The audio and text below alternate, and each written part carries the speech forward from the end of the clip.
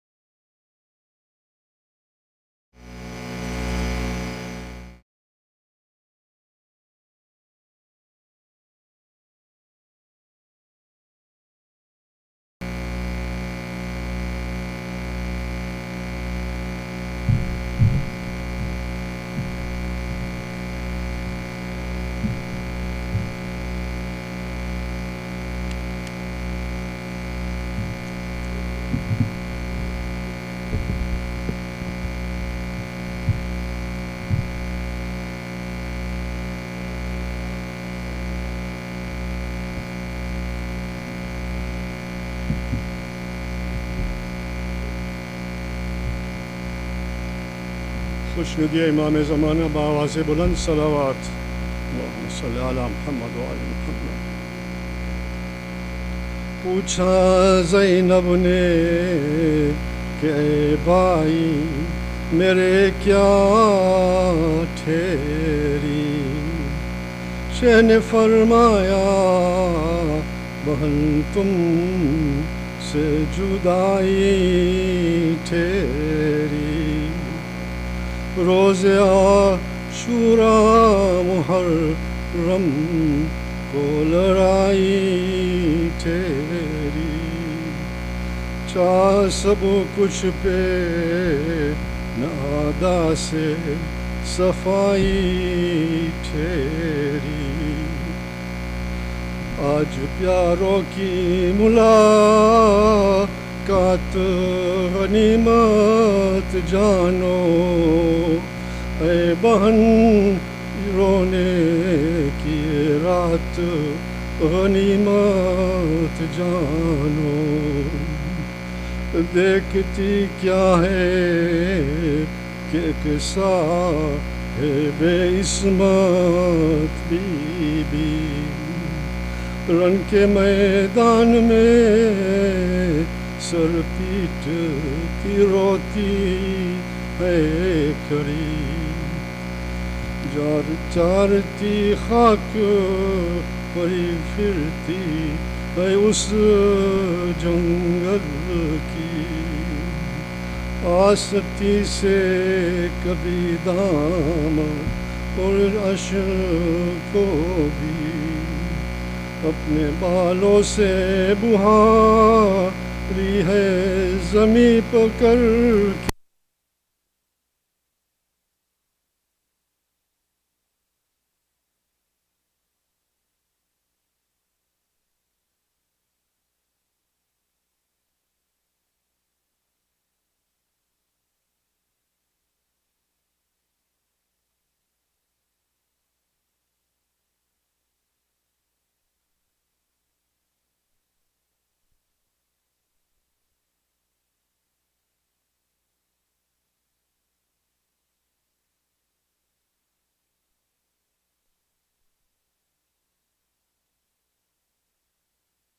کچھ تو بھی نظر آتی ہے غم کی ماری،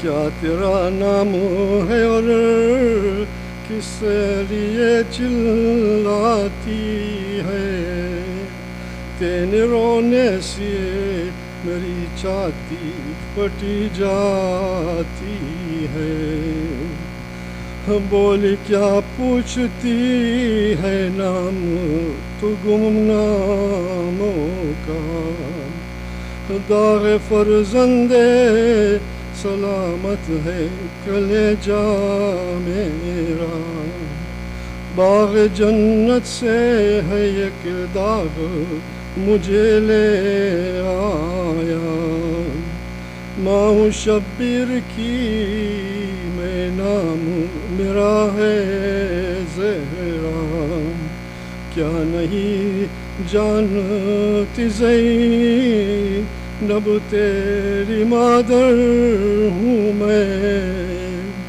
زوجہ شیر خدا بنت پیمبر ہوں میں.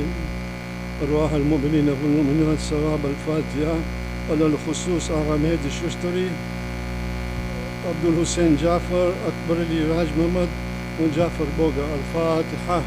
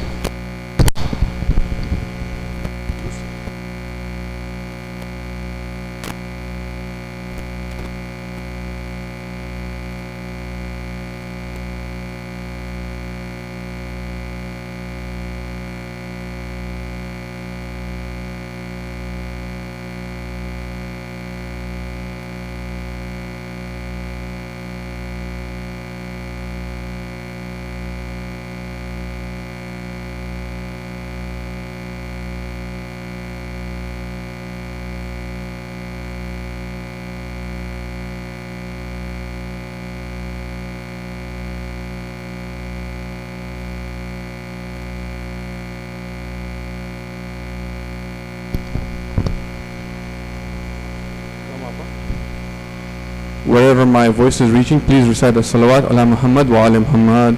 Allahumma salli ala.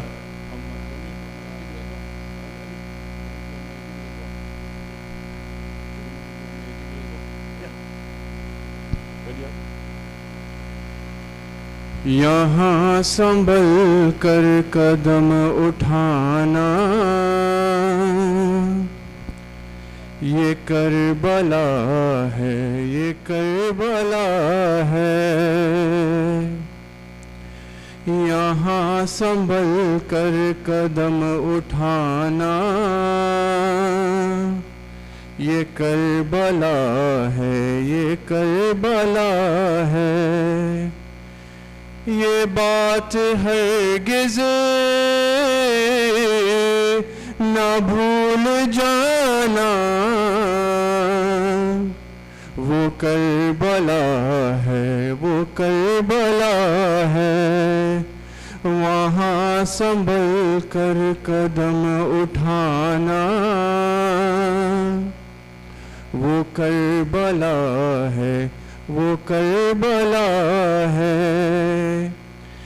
جہاں میں صبر و رضا یہی ہے، خدائے صبر و رضا یہی ہے. یہاں پہ آتے ہیں چل کے مہدی، بہشت زہرا وہ سرزمین ہے. وہاں ہے زہرا کا آنا جانا، وہ کربلا ہے، وہ کربلا ہے. دعا دیں گے حسین تم کو، وہاں پہ آنسو اگر بہائے. وہاں پہ بیٹی نے بے وطن کی ستم گروں سے تماچے کھائے. وہاں پہ خوشیوں کو بھول جانا، وہ کربلا ہے، وہ کربلا ہے. وہاں پہ گزری ہے وہ قیامت، ملا نہ اس کو سکون اب تک. ردا چھلنے کے غم میں عابد لحد میں روتا ہے خون اب تک. وہاں پہ ہرگز نہ مسکرانا، وہ کربلا ہے، وہ کربلا ہے. وہاں پہ حر بھی تھا حرملا بھی، کتاب ہستی کو پڑھ کے دیکھو. صدائے ہرمن جو آ رہی ہے، تم اس طرف ہو یا اس طرف ہو. تمہیں عمل سے ہے اب بتانا، وہ کربلا ہے، وہ کربلا ہے. وہاں سنبھل کر قدم اٹھانا، وہ کربلا ہے، وہ کربلا ہے. کہیں پہ قاسم ہوئے ہیں ٹکڑے، کہیں پہ زی سے گرے تھے مولا. کہیں سکینہ سمو سے لپٹی، کہیں پہ اصغر نے تیر کھایا. یہیں وہیں غریبی کا ہے ٹھکانہ، وہ کربلا ہے، وہ کربلا ہے. کسی کے دل میں لگی تھی برچھی، کسی کے بازو کٹے وہیں پر، ہائے علی کی بیٹی کے کتنے یوسف لہو میں ڈوبے ہیں اس زمین پر، لٹا ہے سادات کا گھرانہ، وہ کربلا ہے، وہ کربلا، وہاں سنبھل کر قدم اٹھانا، وہ کربلا ہے، وہ کربلا ہے۔ رہے کہیں بھی جہاں میں جا کر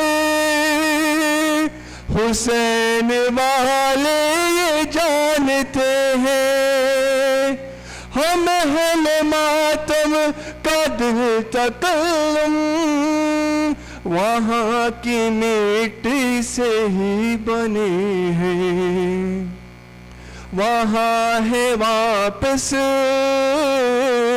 پلٹ کے جانا، وہ کربلا ہے، وہ کربلا ہے، وہاں سنبھل کر قدم اٹھانا، وہ کربلا ہے، وہ کربلا ہے، یہ بات ہرگز نہ بھول جانا، وہ کربلا ہے، وہ کربلا ہے۔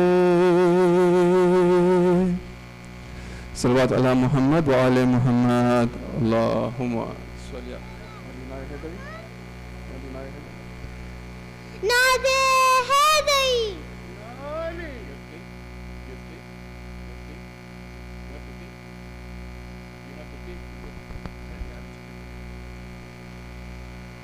Let's recite the ayah of Amma Yajibu 5 times for all those who are facing any kind of difficulties, health problems, financial problems, problems with war, problems of injustice, wherever they may be. أعوذ بالله من الشيطان اللعين الرجيم. بسم الله الرحمن الرحيم.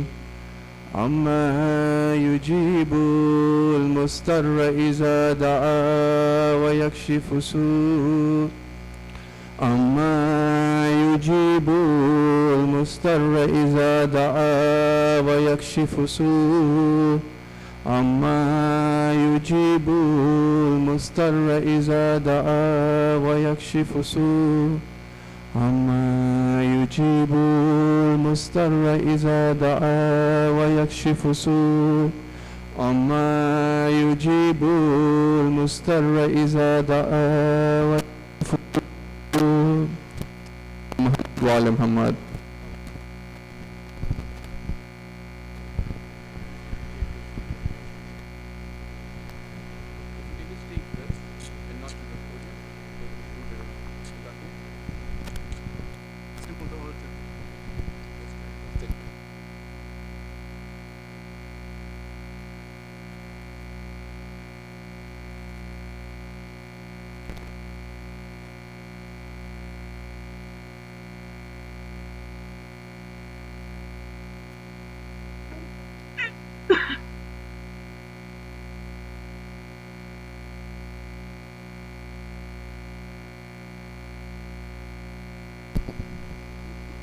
محمد وآل محمد صلوات اللهم صل على محمد وآل محمد.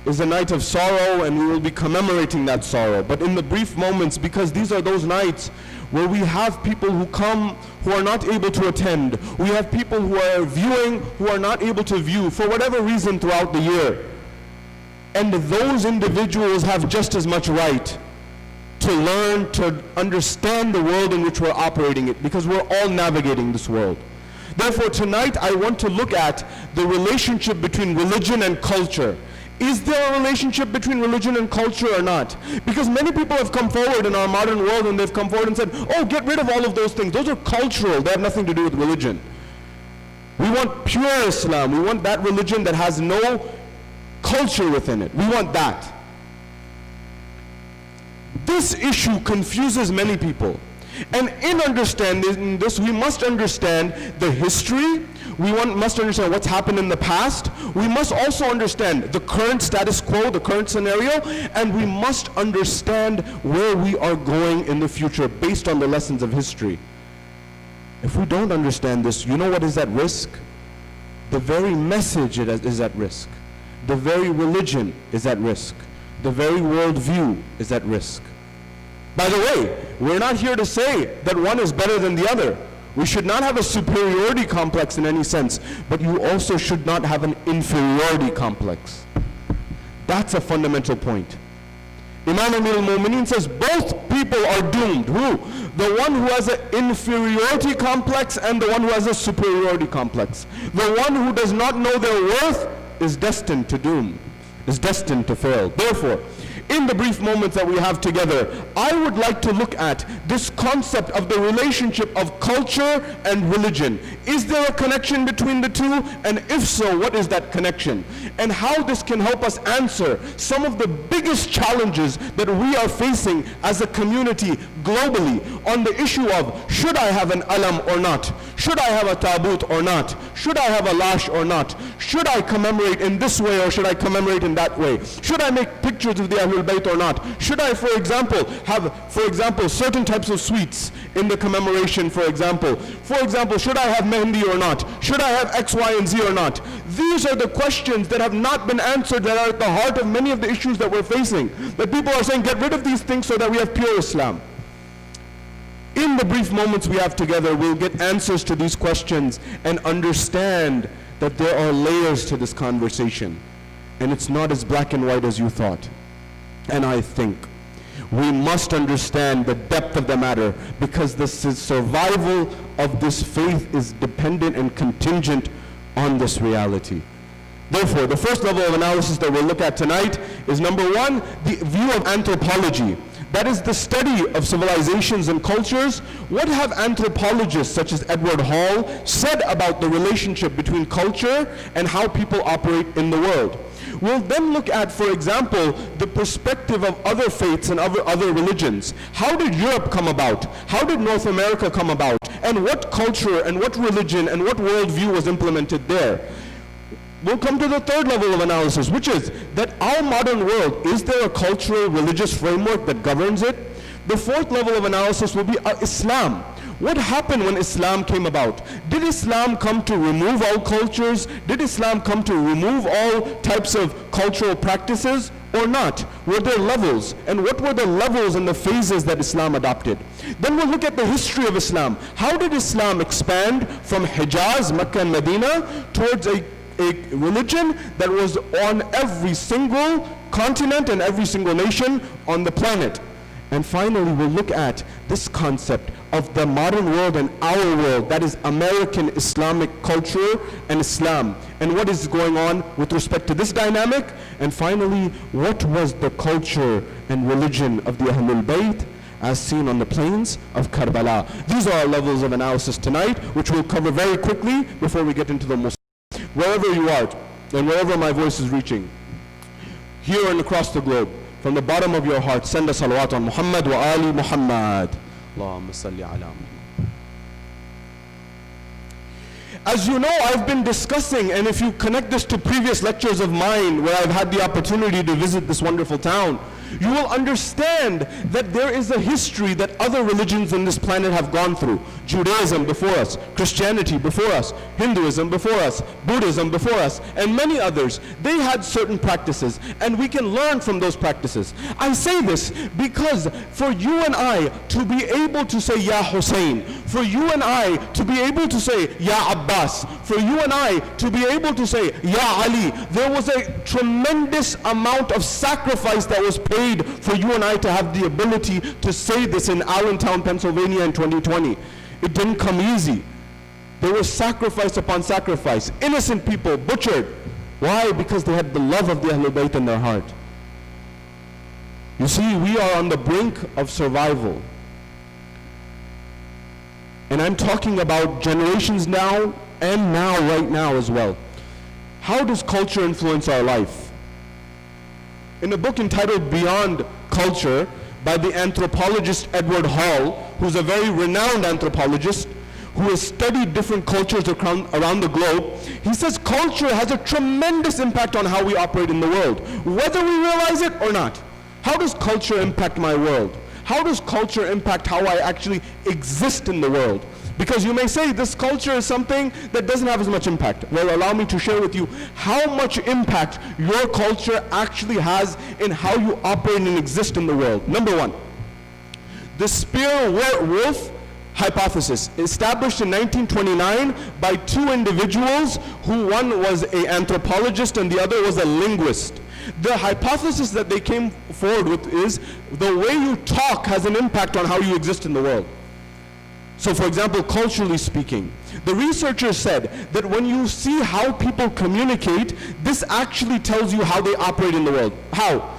They give the example that in the English language, the language that you speak has a tremendous impact on how you operate in the world. So for example, if you grew up speaking Urdu, you see the world differently. If you grew up speaking Gujarati, you see the world differently. If you grew up speaking Swahili, you see the world differently than the people who spoke the other languages. The same way, if you grew up speaking Japanese, you see the world differently. If you grew up speaking, for example, French, you see the world differently. For example, in French, you know, in English, we say you. In Urdu, you say, for example, if you want to say you, the same word, you say, for example, tum or ap. There is a formal and an informal. French has the same thing. There's tu, which is informal, and there's vous, which is more formal. The way that language is constructed, it has a cultural framework in it, whether it's Urdu or whether it's French, whether it's English or it's Japanese, whether it's Swahili, Gujarati, or otherwise, all of that has an impact, according to anthropologists. So they give an example. In English, I may say it rained yesterday, or it rained today. That would be a statement of fact. However, when I say it rained yesterday, you don't know if I'm saying that it rained yesterday because I was in the rain and it was raining on top of me, number one.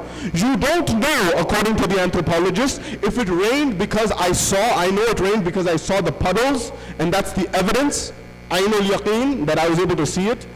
Or you don't know, for example, that it rained because I know it rained because of the fact that someone told me. So you don't know my source of the knowledge. Did I experience it? Because in Islamic philosophy, there's also this concept of yaqeen and certainty. There's a level of certainty where you hear something, for example. There's a level of certainty where you see something. There's a level, for example, where you see it. Seeing is ainul yaqeen, where you see it. Well, for example, there's a level of haqqul yaqeen. There's different levels when you're actually in the fire. I'll leave that for another time. I don't have time to discuss these levels. But in English as well, when you're talking about this idea, what's the source? How do you know it rained? But in Native American or Native Indian languages, such as in Arizona and other parts of America, that's still spoken in their tribes, they use verbs, and the verbs will tell you the way they communicate. When they say in their language that it rained yesterday, you automatically know how they know that it rained yesterday. Either they experienced it, they saw the puddle, or someone told them directly. You know all straight away. So therefore, the language which you speak, or the language you grew up speaking, whether you realize it or not, it has an impact on how you see the world. Keep all these points in mind, because you will understand towards the end why are these issues arising in our communities globally. Should I commemorate Azaa this way or that way? Should I commemorate Islam and be a Muslim this way or that way? Number one. The second level, with respect to how you walk, how you talk, the second is how you walk. Edward Hall cites an interesting study in his work. Remember, it's all going to tie back to Ahlul Bayt alayhimus salam. But we are at a brink. If these issues are not discussed, we will have centers and Husayniyas that are empty 20, 30 years from now. I've already shared data with you on this in past lectures. I'm repeating it here again. Every community that came before us went through the same cycle. I cannot discuss with you the Quran, I cannot discuss with you the Ahlul Bayt, I cannot discuss with you Sahifa Sajjadiyya, Nahjul Balagha until and unless you believe that that's actually the truth. That's where we're at.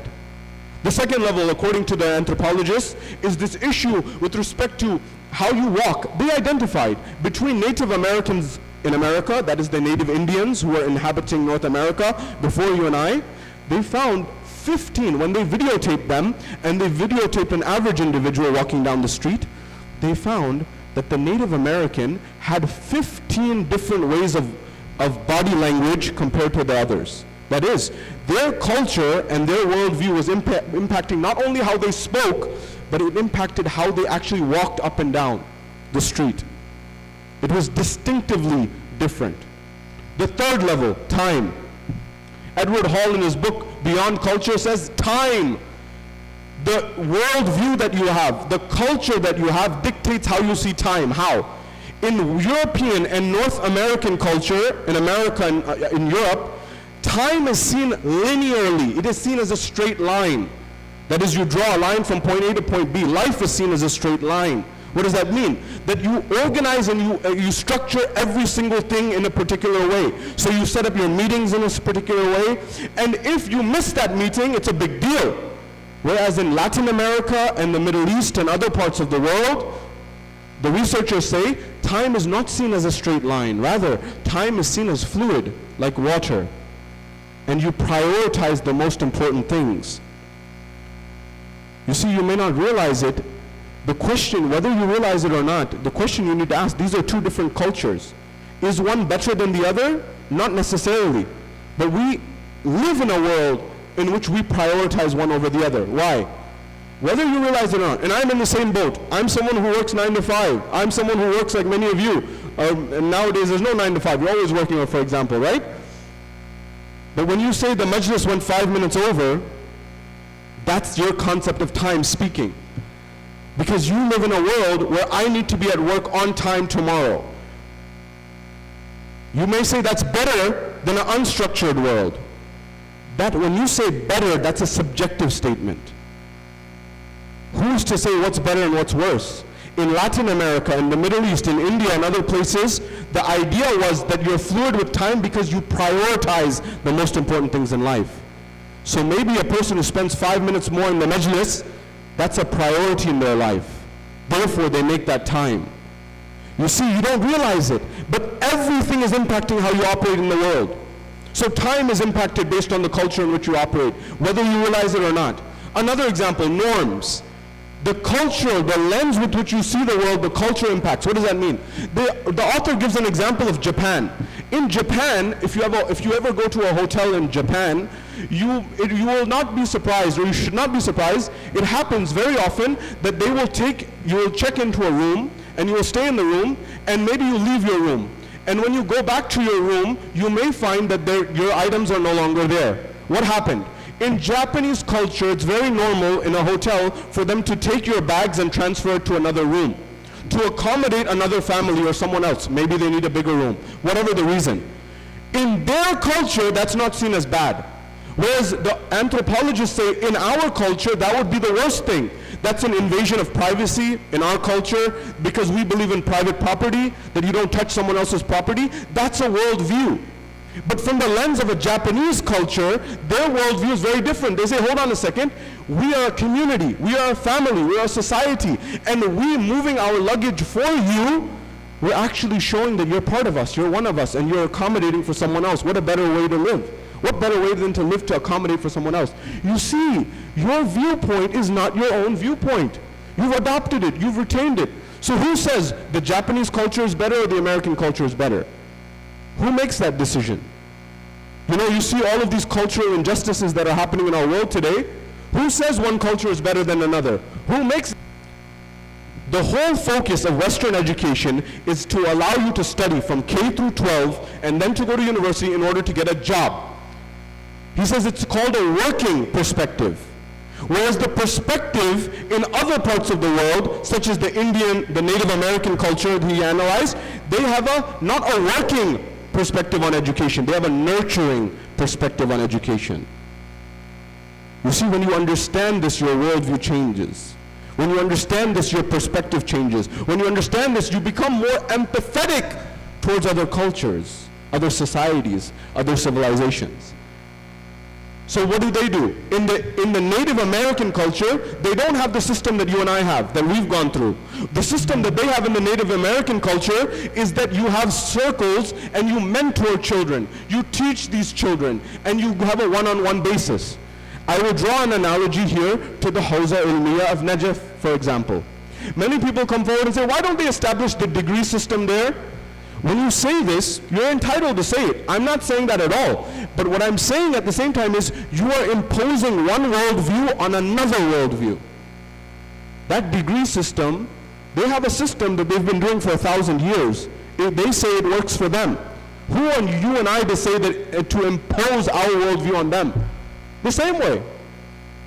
You don't understand this because we don't approach these things from an academic lens. We don't approach these things from the perspective of knowledge and wisdom. And therefore we get confused. The same thing with the moon sighting. You see, we take our viewpoint about we should have all the days on one day, the same day, and we impose it on them. This would be just like going to Africa. I come as an American and I go to Africa and I say, you guys have to live your life how I say. Do you understand the intricacy of this world? The depth of this world? How do I do that? How can you do that? Like somebody would come forward and say, how dare you? Who are you to say that? The audacity. You see, and you may argue this goes both ways. But what I'm saying is, let's understand a worldview and a lens. So education there, they don't believe in the degree system in the Hawza of Najaf. They say, for example, that it's something that we believe in close circles, that you mentor one or the other. For example, if you look at the life of certain mystics, for example, Ayatollah Bahjat, his life, there were classes where he would have with his teachers who taught him irfan and mysticism, where he was the only student. He was the only student, there was no other student. You may say, well, is it about numbers? Is it a majority or is it a minority? What's the focus? Is it about numbers only? You see, we've also adopted. Our world has a metric system. How many views do I get on YouTube? How many views do I get on social media? How many likes do I get? All of that is part of a worldview. The number, that majority, for example, quantity is better than quality. That's a worldview. So this is what the anthropologists say, that with respect to how we see the world, it has a huge impact. Now let's come to the Western worldview. How did that develop? If you went to France in the 13th century, I'm speaking to those youth who are wondering about what do they really believe. I'm trying to help you understand where your worldview came from, so that you can actually develop something, and we'll get to what you can develop in the future. If you went to France in the 13th century, you remember the Notre Dame Cathedral that went up in flames a couple of years ago, a tragedy, a terrible sight. That was a picture of culture, of Christian culture. There was no doubt that if you were in Europe, in France in the 13th century, that you were operating in Christian culture. You see, there is no culture without a religious framework. This line itself requires lectures to explain. But I'm just giving it to you so you study it. There is no Hindu culture without Hinduism. There is no Buddhist culture without Buddhism. There is no Christian culture without Christianity. There is no Jewish culture without Judaism. There is no Islamic culture without Islam. What do I mean here? So let's say a person who's in Japan, they're someone who believes in Confucianism or Buddhism, for example, and they used to believe in Buddhism and they become secular now. Will they automatically begin to think like someone from America necessarily? No. They will think like a person who is from a Buddhist culture now living in Japan. So then you begin to realize that culture and religion, it's like a vessel and the contents. What do I mean? You take a glass of water, the water that you fill in it, that's the deen, that's the faith, that's the religion. The glass itself is the cultural framework. If you remove the religion, the glass is still there. You're still going to be operating in whatever religion used to be there. So for example, Europe is influenced by Christian culture. I wish we still lived in America in a Christian culture. I would live as a minority, and it would be beautiful. However, God has been lost in this equation because we are part of the Abrahamic faith. There's Judaism, Christianity, and Islam. It's 3 siblings, 3 brothers, 3 sisters, 3 faiths of the same root. But that God-centric, I'm not saying anything against church and state, by the way. I'm all for that. In the Islamic worldview as well, the concept and the idea was that there were Jews living in the Islamic state, there were Christians living in the Islamic state, there were others living under the Islamic state, and they were living happily, many of them, most of the time. But we need to understand this. Therefore, what happened in religion? When Islam came to Arabia, this is a big question that you need to discuss and ask yourself. Why did Islam come to Arabia in the 6th century? Why? Why did Islam come to the Holy Prophet in Mecca in the 6th century, roughly 600 years after Isa alayhi salam? Why didn't Islam come 500 years later? Why didn't Islam come in another part of the world? You see, Nuh alayhi salam preached for 1,000 years. Allah could have extended it further out.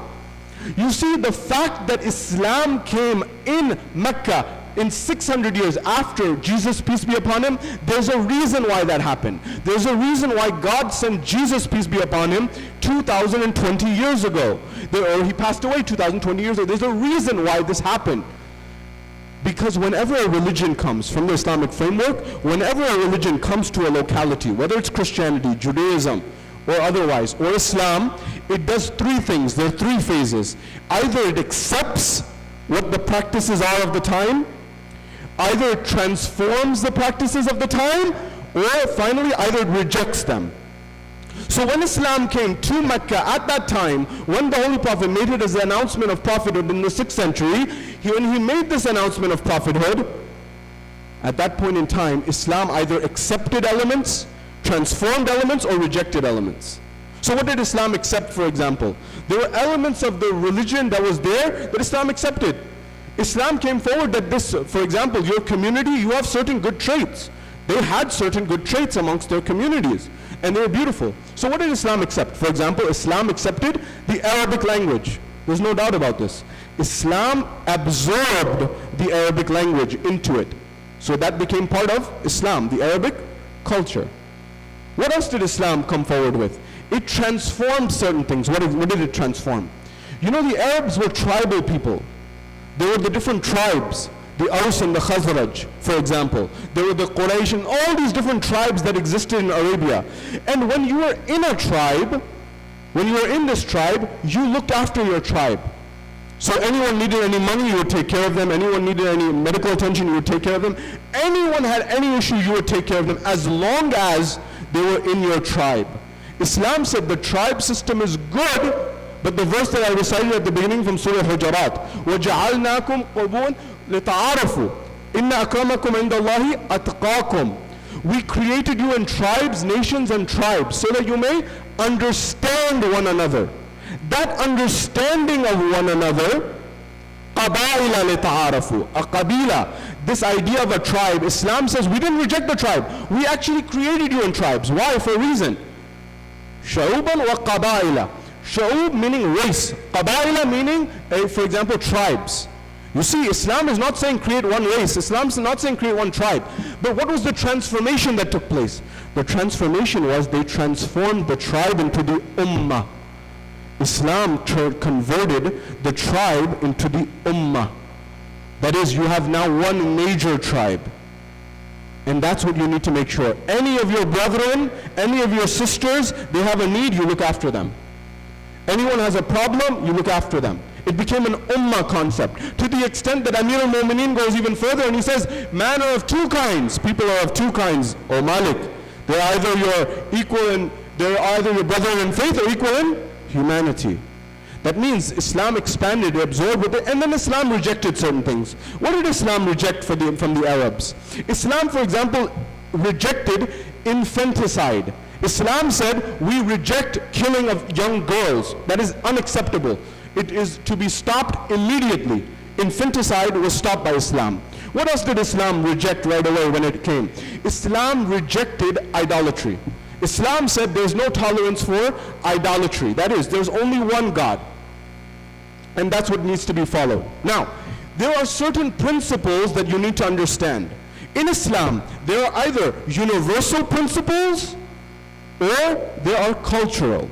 Universal or cultural. Understand these 2 points. How? Universal is, for example, the Quran. The Quran is universal. What else is universal? La ilaha illallah. There is no God, but God is universal. What else is universal? For example, prayer, salah, namaz. That is something that is universal. What's cultural, the second level, what's cultural is the musalla color, the color of the musalla that I pray on. The prayer mat that I pray on, its color, its design, that's culture. Understand this, what I'm saying. For example, the color of the scarf that a Muslim sister wears, that's cultural. The color, the design, the pattern, that's cultural. You see, when you analyze this, you understand that no civilization, no religion has existed without a culture. You see, culture is that vehicle where the religion is implemented in. That's why the confusion comes about. So what happened in Islam? Islam expanded in Arabia. It started from Mecca and Hijaz, and it began to expand outward. So it adopted certain practices of the Arabs, and then it transformed some, absorbed, transformed, and rejected. So there were elements of that. Then where did Islam go? Islam then went, during the era of the second Khalifa, it went towards another place, Persia. It went towards modern day Iran. Now, Iran, or modern day Persia, or modern day Iran, it had a particular worldview, and they had a 5,000-year-old civilization. They had a very old civilization. And you see that as soon as Rasulullah left this world, the people, the 1 or 2 people or 3 people who came after him, they didn't understand how the Holy Prophet operated. Do you know why the Persians have such animosity towards the second Khalifa till this day? Because he didn't understand the difference between religion and culture, and how religion and culture are not enemies, but they are supplemental. They are there to support one another. How? You know, when the second Khalifa Umar, he conquered over Persia, you know what he did? I'll give you one example. They had this beautiful carpet, a beautiful carpet that they had created in Persia before Islam came there. This carpet was such a carpet that whatever angle the light came and hit it at, you saw a different color. So if the light is coming from this angle, you saw blue. If you saw it from this angle, it came red. All these different colors. It was beautiful. You know, someone who has a heart, someone who has logic, someone who has rationale would come forward and say, what do we do with this? They came to the second Khalifa and they said, what shall we do with this beautiful carpet that we have now possessed? He thought about it and he said, I want you to cut it into pieces and give one little piece to every person in our army. You imagine a beautiful piece of, when that thing, that little piece is, once it's separated from the whole, it doesn't have the same element. You know, you may have seen the collages of the heroes of our time, the doctors, the nurses, the medical professionals who I've seen in the UK and America. They've made collages out of their images to make one big picture. Similarly, they had created this amazing artwork and it was demolished. That's not Islam. Islam does not come forward and destroy and trample over people's cultures. That's not what Islam is about. No way. So what happened in Persia? There were certain elements that they adopted. There were certain elements that they transformed. There were certain elements that they rejected. For example, what's one thing that they transformed? For example, you'll find that Zoroastrianism had certain ethical traits and certain cultural traits that were accepted. For example, you'll remember the famous practice or the event of Nowruz. Nowruz, which is the spring time, the declaration of the springtime that happens, it was practiced before Islam. But when it came to the Imam Rada, for example, it became something that adopted an Islamic flair. Because who's the one who is causing the spring to come? Who is causing the equinox to happen? Who is causing the earth to spin? It's Allah subhanahu wa ta'ala. Therefore, Islam took that and it brought it on board. It says there's nothing wrong with this. It transformed those aspects. Islam also rejected, this is very important to understand. There are certain things that Islam rejected and accepted at the same time. For example, what? Islam rejected sculptures. Islam does not have a culture of sculptures. If you study the history of Christianity, in Christianity, they rejected the Roman sculptures, but they did not reject the concept of sculptures in and of itself. So for example, you see Michelangelo and other cultural sculptures that exist. Islam did not accept this. So what did Islam do? Those people, the Persians, were very good sculptors. They had amazing sculptures. Islam did not allow for this. What happened was, they turned their attention towards building mosques and Islamic artwork. And some of the greatest Islamic artists were from Persia. Some of the greatest intellectuals were from Persia. Even the ones who wrote the Sahih Sitta, most of them were Persian or of Persian descent. You see, culture had a very important place. This migrated into, for example, Africa, and so Islam took on an African flair. It even went into India. Islam took on an Indian flair. So for example, it had certain things it accepted, certain things it rejected, certain things that were implemented. Islam went further to Malaysia and Indonesia. You know, the modern world thinks that most of Islam is based on the Middle East. Most Muslims are either in Indonesia or in India and Pakistan and Bangladesh, these four countries. So Indonesia has a way of practicing Islam that is very different than how Islam is practiced, for example, in the Middle East. Malaysia has a very different way of practicing Islam than other places. China, our Chinese brethren who are going through immense difficulties in the modern era and are being persecuted left, right, and center in China, you know, over the last decades ago, the statistics with respect to China and Chinese Islam was that they had over 30 million Muslims at that time in China. The estimates in reality today are there are over 100 million Muslims in China, but that data doesn't come out. You see, sometimes certain nations have an interest to keep certain things under the rug. For example, Lebanon. Lebanon, they conducted their last census, you know, when they do demography and they study the society. They studied it. When they studied it at that time, they said that there's 1/3 Shia, 1/3 Sunni, 1/3 Christian. That was at that time. They have not done a census till now, from the 1930s till now. Why? Because they don't want disbalance. China has a different motive. But unfortunately, they are suppressing Islam and doing dhulm.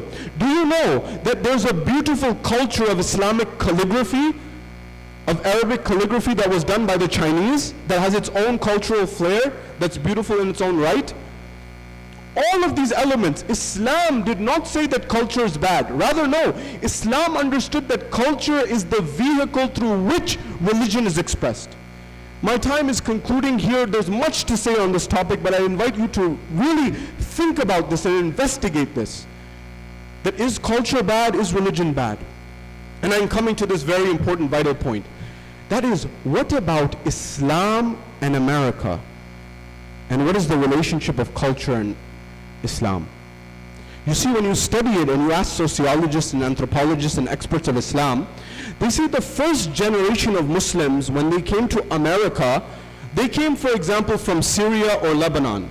If you read the history, you will know that on the Titanic, there were Shia Muslims on the Titanic, at least 3, if not more, who are documented.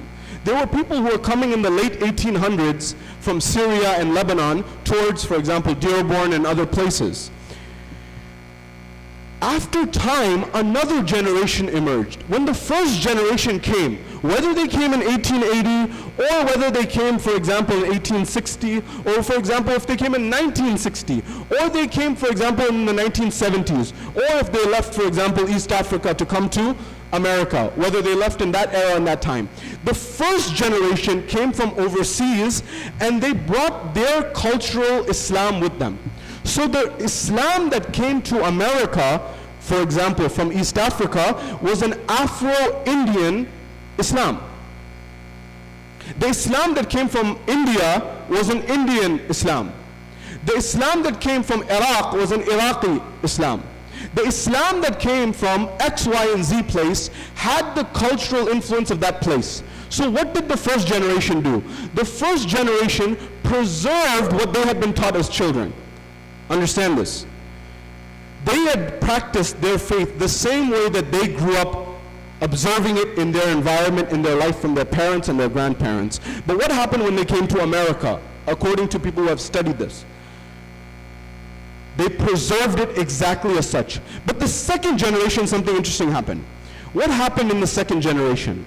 In the second generation, you had Muslims who were born in America, or they came to America when they were very young. When they came to America when they were very young, they were following the practices of their parents, the first generation, without seeing what their first generation parents saw with their own eyes. Remember I said, you either experience the rain yourself, you either see the rain, or you hear about the rain. They had not experienced it themselves, they had just heard about it from their parents. So what do the anthropologists say? They say that the first generation was orthodox. They had seen what they had seen back home. And they had, for example, Indian or Afro-Indian culture, or Persian Islamic culture, or African Islamic culture, or Indian Islamic culture, or Arabic Islamic culture. When it came here, it became half and half. Half African Islam, half Indian Islam, half Persian Islam, half Arabic Islam, and another half, not American Islam, huh? Modernity. Modernity. That is what filled half of the vessel. You see, an American Islamic culture has not yet been developed, according to anthropologists. And if Islam is going to survive in America, you and I need to start developing an American Islamic culture. We're told there's a moment in time. Pause and reflect on this point. It's a heavy point, I know. But these are heavy nights. The entire mission of Imam al-Hussein alayhi salam lays on this foundation of whether this survives or not. Hisham ibn Abdul Malik, he goes for the Hajj. When he goes for the Hajj, he's a Umayyad ruler, someone who had corrupt intentions. He says, I want to meet a companion of Rasulullah. I want to meet a companion of the Holy Prophet. Of course, it's many years after the Holy Prophet has passed away. He said, I want to meet a companion. The first generation of the people who lived during the time of the Prophet are called Sahabi, the companions. The second generation are called Tabi'i, the Tabi'een. The third generation are called the Tabi' Tabi'een. Sahabi, according to their definition, is anyone who saw the Prophet. This is the view of non-Shias. Anyone who saw the Prophet is a Tabi'i, is a Sahabi. Anyone who didn't see the Prophet but saw a Sahabi or a companion of the Prophet, that is a person who is a Tabi'i. Anyone who didn't see a Sahabi but saw a Tabi'i is called a Tabi' Tabi'i. These were the three generations after. Hisham says, I want to see a companion. I want to see someone who saw the Prophet. They said, nobody's alive. So what can we do? Then find someone from the next generation, the second generation, a Tabi'i. He said, very well. They found one man, Tawus al-Yamani. He said, call him. Tawus came. There was he had put a royal court, if you will, in Mecca on the Hajj occasion. Hisham did. All the people are standing there, Hisham is sitting, and then they invite Tawus al-Yamani. Tawus al-Yamani comes. When Tawus al-Yamani comes, he comes forward, he says, Salamu alaikum. He slips off his shoes, he takes off his shoes, puts them on the side. He comes and he sits down right next to Hisham, says Salamu alaikum at that point in time, and he has a seat and he sits there. Everyone's in shock. Hisham is upset, he's enraged. So what just happened here? He said, what happened? Tawus al-Yamani says, what happened? What's wrong? He says, you did not take care of our culture, the royal culture, the Umayyad culture, my culture. So what do you mean? He says, for example, he says, you just came and addressed me like a normal person. You took off your shoes in front of me. You didn't address me as Amir al-Mu'mineen as everyone's supposed to. You sat down without asking my permission. Taus smiled and he looked at him.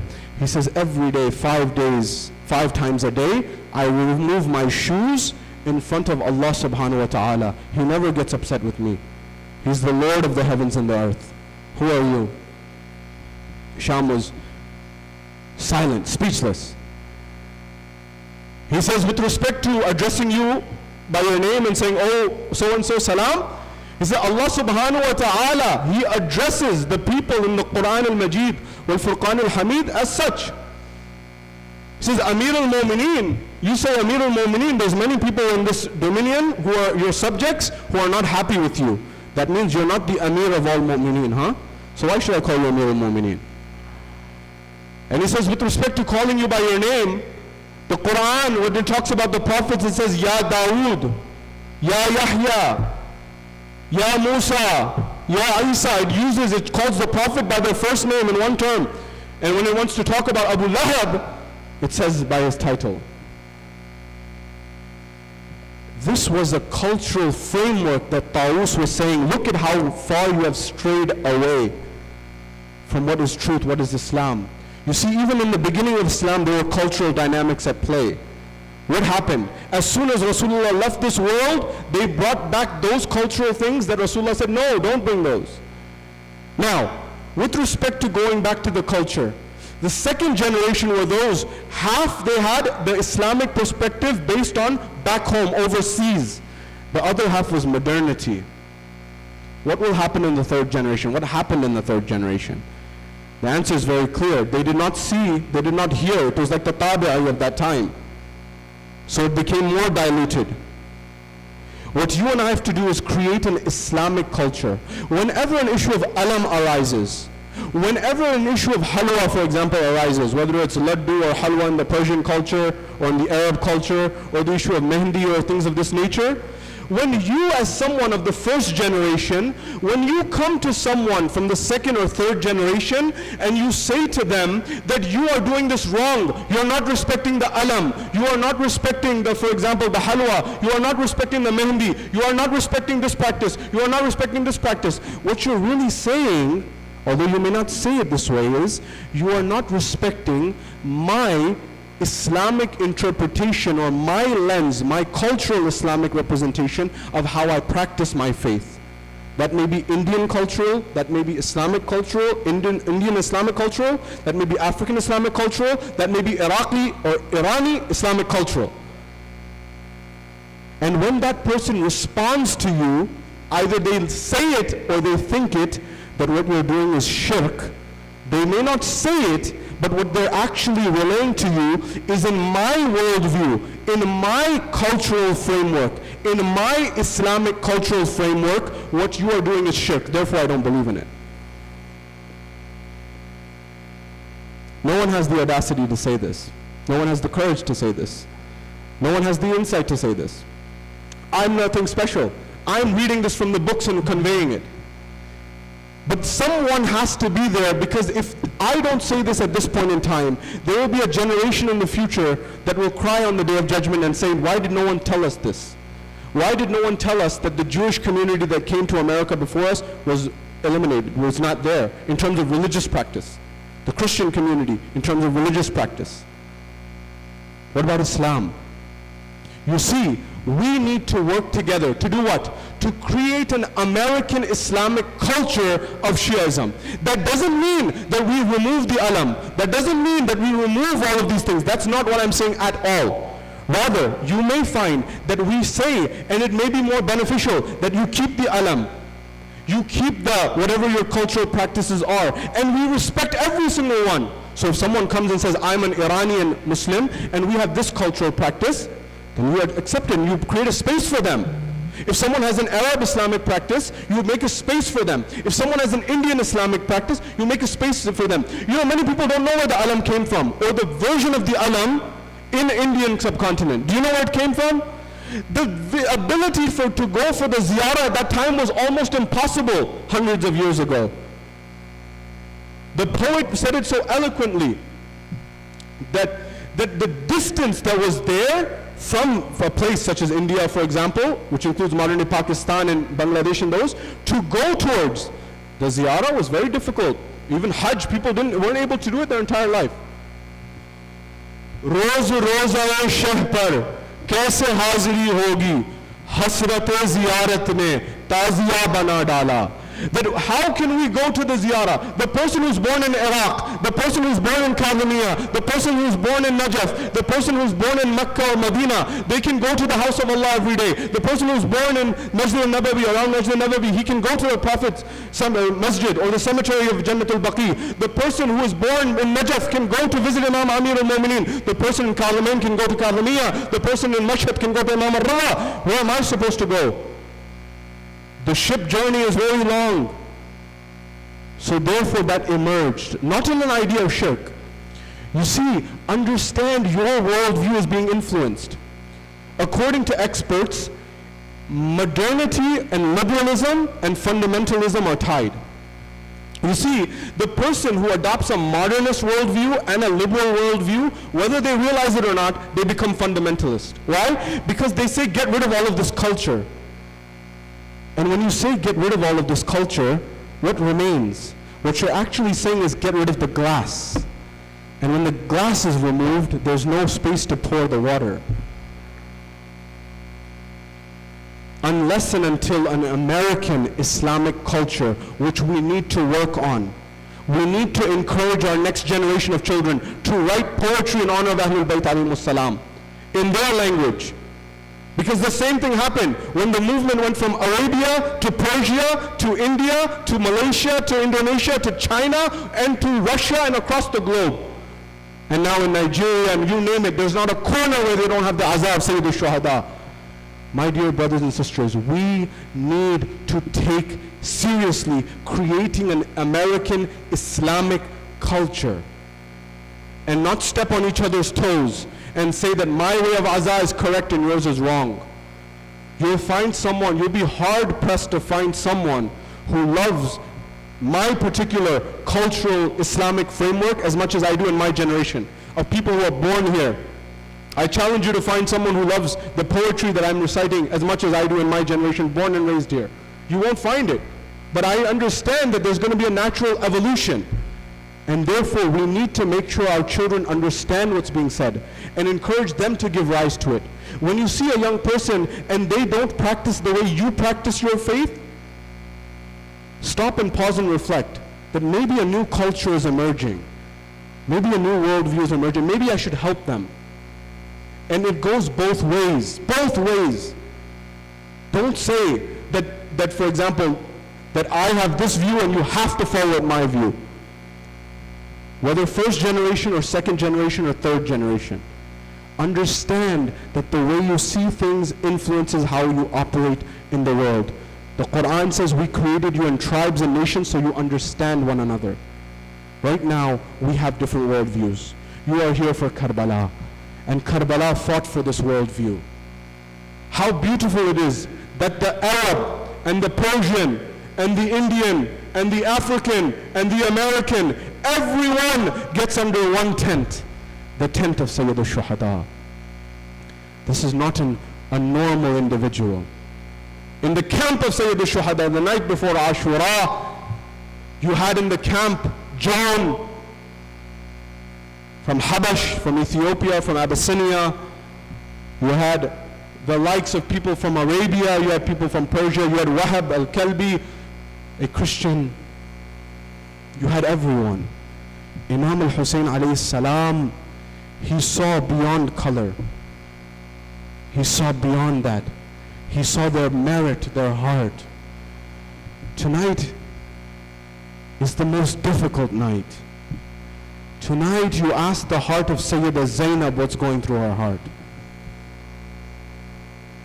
The poet says, "Ae raat na dhalna ke ujhar jayegi Zainab, bhai se dame subha bichhad jayegi Zainab." The poet says, "Oh night, don't come. Oh night, don't come. Delay yourself, delay yourself. Why Zainab? Why Sayyida Zainab? Because tomorrow morning I will be separated from my brother. My brother who is there in every difficulty with me. I will be separated from him." raat na dhalna. On the night of Ashura, the night before Ashura, we're told that Imam al-Hussein alayhi salam, he calls his companions into the tent. When he calls his companions into the tent, he says, "Oh my companions, I am lifting my bay'ah from you. I am lifting my allegiance from you. You are welcome to leave in the night. Take the night and take refuge and leave. And I am on top of that, not only doing that, I am giving zamana that I will give you Jannah on the Day of Judgment." It was a win-win scenario.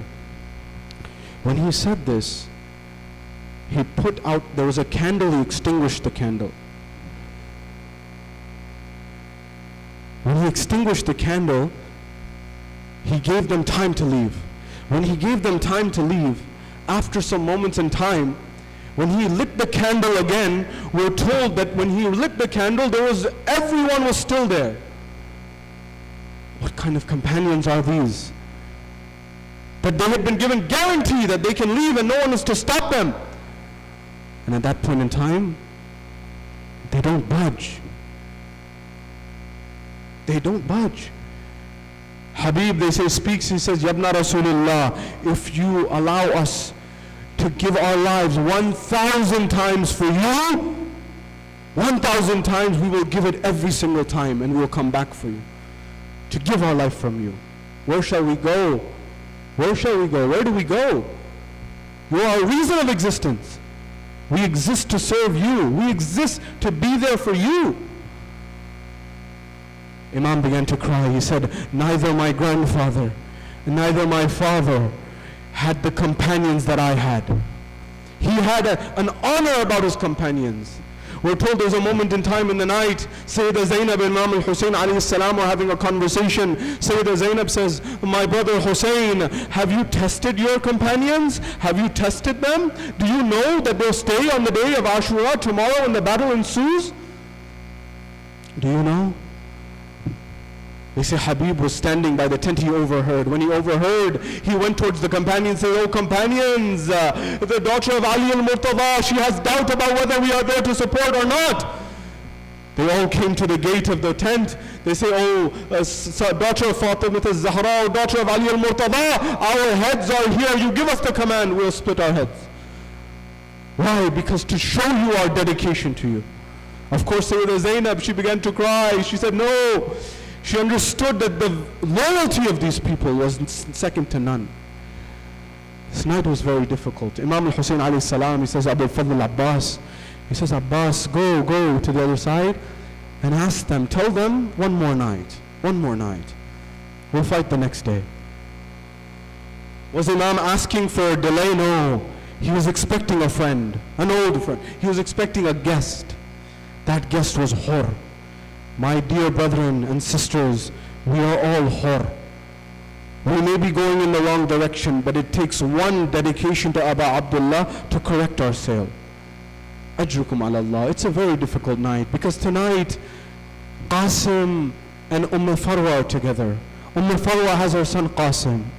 Tonight Layla has Ali Akbar. Tonight Rabab has Ali Asghar. Tonight, for example, Sayyidah Zainab has Awn Muhammad. Tomorrow they will have none of these stars on earth. Allahu Akbar. We are told when the day breaks, it's a deadly day, it's a devastating day which we'll discuss tomorrow. But there's one particular calamity, there's one particular tragedy.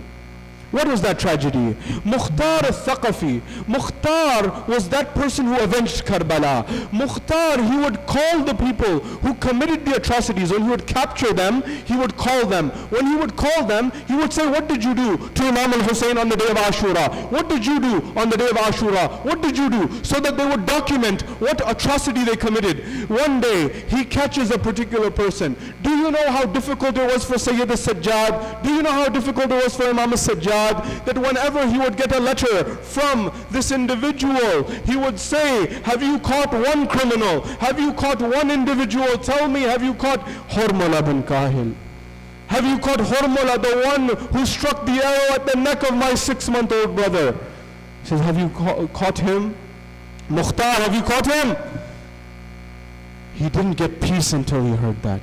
The Imam, who is a rahmah For the people is saying this? What happened? Mukhtar invites him and he calls him after he's been captured. He says, "Oh Hurmala, what did you do? And what did you do on the day of Ashura? Tell me, one after the other." He says, that how am I to tell you? You won't be able to bear it. He says, "Tell me, I want to hear." He says, "On the day of Ashura, I launched 3 arrows towards the camp of Imam al-Hussein." He says, "What arrow? What was the first one?" He says, "The first arrow that I launched was towards Abu al-Fadl al-Abbas. It severed his hand."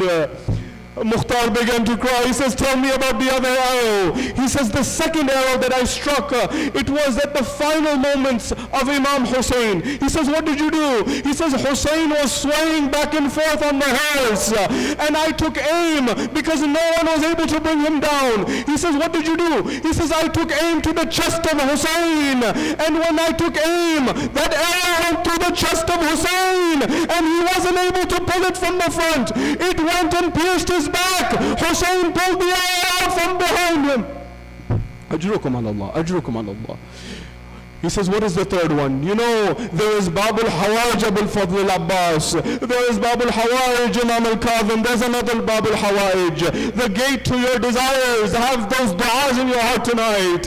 And hold your heart as you listen. He says there's a third arrow. Mukhtar says, "What's the third arrow?" He says that Umar ibn Sa'ad told me that when a 6-month-old came with Hussein and Hussein asked for water, at that point in time, he says, "Hurmala iqta kalam al-Hussein." Hurmala, sever the words of Hussein, cut the words of Hussein off. He says, "I launched an arrow. That arrow, it struck the 6-month-old in his arwah. Oh Layla, I'm still alive. Why are you crying?" At that point in time, they said, "When you said this cry for help,